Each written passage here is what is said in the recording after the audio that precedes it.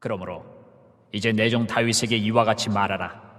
만군의 여호와께서 이와 같이 말씀하시기를 내가 너를 목장 곧 양을 따르는 데에서 데려다가 내 백성 이스라엘의 주권자로 삼고 내가 가는 모든 곳에서 내가 너와 함께 있어 내 모든 원수를 내 앞에서 멸하였은즉 땅에서 위대한 자들의 이름같이 내 이름을 위대하게 만들어 주리라.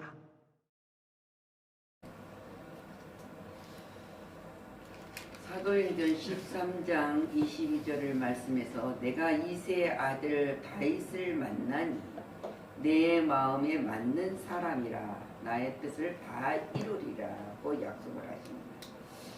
다윗은 통치권이 든든해졌습니다. 든든해지고 평안했을 때 하나님의 성전을 건축해야 되겠다는 결심을 갖게 됩니다. 그의 이러한 뜻은 하나님이 허락하지 않았습니다. 그래서 이루지도 못했지만은 이 사실을 통해서 그가 하나님을 얼마나 사랑했는가를 볼 수 있습니다.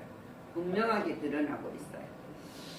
다윗은 하나님의 사랑을 많이 받는 사람이집니다. 또한 사랑받은 만큼 하나님 앞에 바르게 산 사람이라는 것을 우리가 볼 수 있습니다.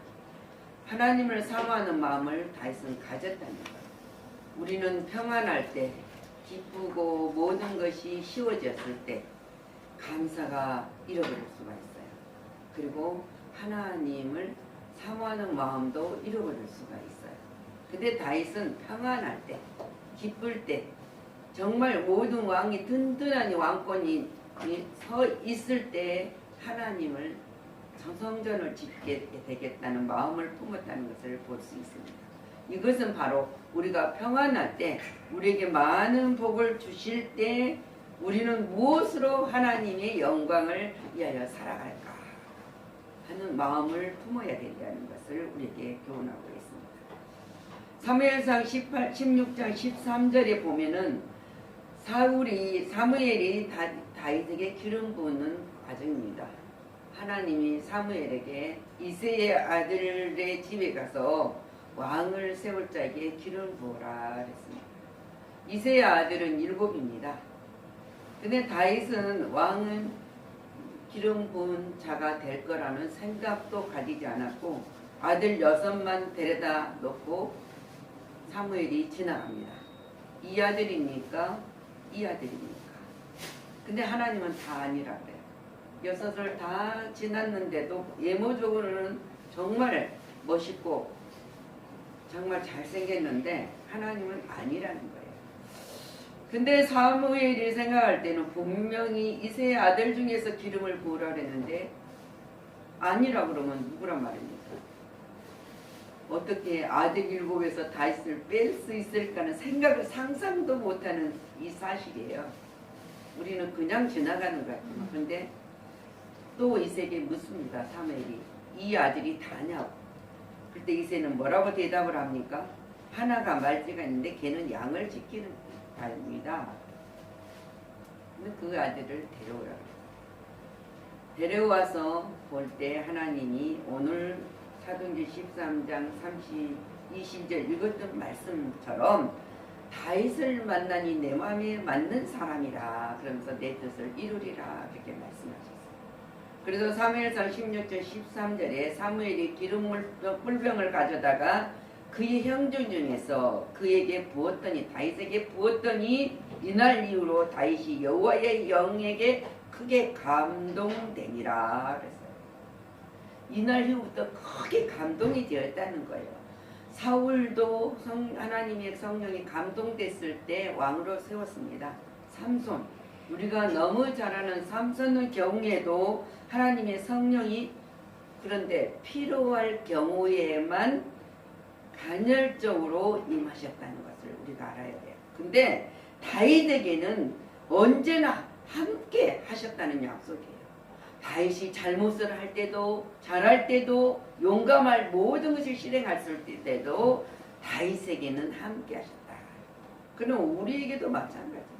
하나님 약속하셨으니까 세상의 끝날까지 내가 너와 함께 하리라.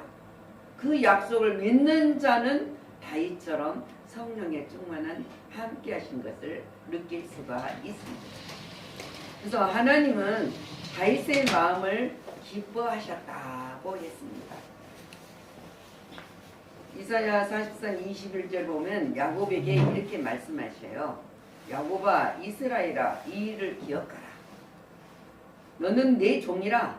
내가 너를 지었으니 너는 내 종이라. 이스라엘아, 너는 나에게 잊혀지지 아니하리라. 그랬어요. 하나님이 선택된 백성들은 잊혀지지 않는 자들이라는 것을 이 놀라운 축복. 근데 우리는 하나님이 계신 것 같기도 하고 안 계신 것 같기도 할 때가 얼마나 많습니까? 근데 이 야곱에게 약속한 것처럼 우리에게 약속한 모든 것들을 믿는 자 안에서만 역사가 일어나요. 그래서 하나님께서 데살로니가전서 2장 4절에 사람을 기쁘게 하려 함이 아니고 오직 우리 마음을 감찰하시는 하나님을 기쁘시게 하려 함이니라 그랬어요. 우리는 하나님을 창조주요 구속자인 하나님이 우리를 기억하고 계신다는 사실을 잊어서는 안 돼요. 잊는 자는 뭡니까? 어리석은 자예요. 무익한 것이란 말입니다. 근데 그런 것들을 기억하라는 것을 잊지 말라는 거예요. 잊지 마라. 나는 너희가 무익한 것도 아니고 어리석은 것도 다 안다. 근데 내가 누구냐? 창조자고 구속주고 내가 임마누엘 하나님이 함께 하신다는 것을 잊지 말라고, 잊지 말고 살아라는 거예요. 그것을 믿는 자에게는 복이 있습니다. 그냥 하나님은 잊지 말라고 끝나는 것이 아니라 약속을 하시잖아요. 복 있는 자로 약속을 하고 계십니다. 내 이름을 존귀케 만들어 주리라 하시지 않습니까? 하나님은 존귀한 이름으로 너를 보장한다. 하나님 약속을 8절. 만군의 여호와께서 말씀하시기를 내가 너를 목장 곧 양을 따르는 데서 데려다가 내 백성 이스라엘을 주권자로 삼고 그랬습니다.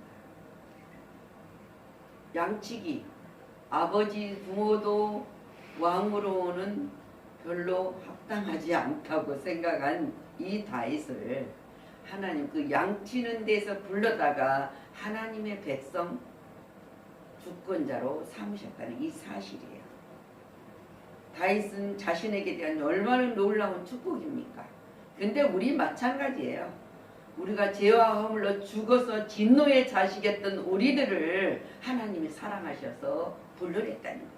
그래서 거룩한 백성이 되게 해주신 그 축복을 받는 것을 더 이상 무엇이 더 우리에게 유익합니까? 그래서 영혼이 잘 되면 범사가 강건한다고 했습니다. 하나님의 축복은 응답 속에서만 있는 것이 아닙니다. 오늘 다윗처럼 거절하심 속에도 있습니다. 다윗은 아름다운 성전을 지어서 하나님 앞에 봉헌을 드리려고 애를 썼지만 모든 걸 준비를 했지만 하나님은 거절을 하셨어요. 근데 그 거절 속에서도 뭐라고 하십니까? 하나님께서는 다윗에게 너 항상 함께 하시겠다고 말씀을 하십니다. 거절하는 것 끊는 전혀 9절 그러지 않습니까? 이 놀라운 축복을 줬어요. 내가 가는 모든 곳에서 내가 너와 함께 있어 내 모든 원수를 내 앞에서 멸하였은즉 땅에서 이대한 자들의 이름같이 내 이름을 이대하게 만들어 주리라. 하나님은 너가 가면은 내가 네 가는 앞에 모든 길에서 원수들을 내 앞에서 멸하였은즉이에요. 하나님이 다 제거해 주시고 형통한 길로 갈 수 있도록 허락하셨다는 것을 약속하십니다. 하나님은 거절에도 불구하고 믿음을 갖고 다윗은 감사할 때 하나님께 주신 축복을 받을 수 있어요. 우리가 기도를 간절히 구하고 또 구하였는데 응답이 안 되는 것도 있다는 거죠. 응답이 안 되는 것도 있고 응답이 즉각 되지 않고 많은 세월이 흘러가서 응답이 될 때도 있습니다. 근데 오늘 다윗처럼 이 말씀을 준 것처럼 응답이 내가 바라고 소원하고 하나님이 영광을 위해서 하나님의 정문을 성전을 짓겠다. 이를 간절히 구하였을 때 뭡니까? 하나님이 아니라고 거절을 했습니다. 우리가 거절당한 기도의 응답 속에서도 하나님은 분명히 약속하십니다. 내 앞에서 원수들을 내 앞에서 멸하여서 형통한 길로 준다는 약속이에요. 그리고 주님은 뭐라고 합니까? 존귀하게 여기시는 이름을 얻는 자가 되게 하겠다. 그래서 우리는 존귀한 자입니다. 하나님의 이름을, 존귀한 자 이름을 얻는 복받는 자라는 사실을 우리는 믿어야 돼요. 인정해야만 하나님께서 함께 하신다는 것을 알 수 있어요. 그리고 하나님이 내가 너를 사랑한다, 사랑받는다 하다, 내가 너를 절대로 잊지 않을 것이다. 얼마나 놀라운 역사입니까? 그래서 10절 말씀에 하나님이 거절을 하지 않고 한 곳을 정하여 그를 심고 그를 거주하게 하고 다시 옮기지 못하게 하며 악한 종류로 전과 같이 그들을 해하지 못하게 하여. 하나님은 우리를 딱 세워주시는 건데 여기 심었다 저기 심었다 안 하고 그리스도 안에 딱 견고하게 심어주신다. 확실히 하여서 정착된 우리에게는 어디에 소망이고 왕국으로 확고하게 부동한 이치를 갖게 하셨다는 게 그냥 우리 천국으로 너는 내 것이라 인치셨다는 거지. 그 사실을 우리가 약속을 하셨습니다. 그 약속을 받는 자들만은 믿는 그 믿음으로만이 이 약속을 누릴 수 있다는 사실입니다. 여러분은 그 약속을 누리시는 자임을 잊지 말고 복받는 자가 되시기를 축원합니다. 아멘. 그래서 계시록 7장 13절에 찬송과 영광과 지혜와 감사와 존귀와 권능과 힘이 우리 하나님께 세색대로 있을지어다 그랬어요. 인간의 마음속까지 하나님은 간파하신다는 거예요. 그래서 우리가 알잖아. 우리 입술의 모든 말과 마음의 묵상이 주께 연락되고 있음을 잊어서는 안 된다는 거예요. 역사상 또 일어날 모든 일까지도 미리 아시는 하나님의 통찰력, 그러나 모든 삶의 통찰력의 능력까지도 우리에게 허락하셨다는 것인데 그걸 사용해야 되지 않겠습니까? 예지, 날카로운 뛰어난 지혜를 말하는 것인데 하나님이 이 모든 것을 우리에게 허락하시고 함께 하신 자에게 이룰 수 있는 놀라운 역사라는 사실입니다. 이것은 특권이에요. 그냥 아무에게나 주는 것이 아니라 하나님의 거룩한 백성들에게 주는 특권입니다. 근데 우리만 복되게 하겠다고 하시지 않았어요. 내 후사를 든든히 세워 견고하게 하리라. 그래서 13절. 그는 내 이름을 위하여 집을 건축할 것이요 나는 그의 나라와 왕위를 영원히 견고하게 하리라. 다윗의 아들 솔로몬에게 다윗에게 주신 축복은 다윗뿐만 아니라 자손으로 통해서도 영광을 받으신다는 약속의 축복을 하십니다. 우리는 대대손손 복을 받는 자가 됩니다. 로마서 4장 13절 말씀으로 아브라함이나 그 손에게 세상의 상속자가 되리라고 하신 언약을 율법으로 말미암은 것이 아니고 오직 믿음으로 말미암은 것이니라. 그래서 하나님이 약속된 자는 믿음으로 하나님 나라 상속자가 될 것을 약속하고 계십니다. 근데 이것을 알 수 있는 방법이 하나님의 말씀이다. 믿는 자, 약속을 믿는 자. 그래서 디모데후서 3장 16절 말씀이 뭐랍니까? 모든 성경은 하나님의 감동으로 된 것으로 교훈과 책망과 바르게 함과 의로 교육하기에 유익하니. 하나님 말씀은 우리가 살아가는 생활 속에서 유익을 주신다는 말씀. 그래서 우리는 말씀을 굳건히 붙들어야만 승리의 복을 온전히 누리는 자가 될 수 있습니다. 하나님의 약속은 견고합니다. 그 약속을 붙들고 아멘으로 받는 자들만이 이룰 수 있다. 오늘 16절 말씀에 내 집과 내 나라가 내 앞에서 영원히 보장되고 보존되고 내 왕위가 영원히 견고하리라 하셨다. 나는 그의 나라를 위해 경건히 서게 하시고 견고케 하리라. 영원히 왕권을 보장합니다. 우리에게도 영원한 왕권을 주셨지 않았습니까? 너는 거룩한 나라 백성이다. 왕같은 제사장이라. 다윗은 장차 메시아가 자신에게 날 것이라는 이 놀라운 약속의 축복을 받게 된 것입니다. 우리 자손들을 통해서 하나님이 영광을 받으신다고 약속을 받는다면 얼마나 우리는 행복한 사람입니까? 하나님을 사랑하며 높여드리기를 소원하는 자들. 다윗은 성전 건축하기를 갈망했습니다. 그러는 다윗에게 주신 것은 성전을 짓는 것을 허락하지 않았지만은 뭐를 줬습니까? 복을 줬어요. 큰 축복을 줬단 말입니다. 최종적으로 예수 그리스도가 그를 통해서 이루시는 말씀과 그리고 성전의 주인 되시는 예수 그리스도를 머리로 하여 오늘도 그 몸을 지어가는 크신 축복에 우리는 감사를 해야 돼요. 우리는 예수 그리스도가 머리 되시고 우리가 지체였음을 잊지 말아야 된다. 지체가 머리에 붙어 있을 때 하나님이 준 통찰력, 분별할 수 있는 통찰력, 분별력과 통찰력을 주신다는 것입니다.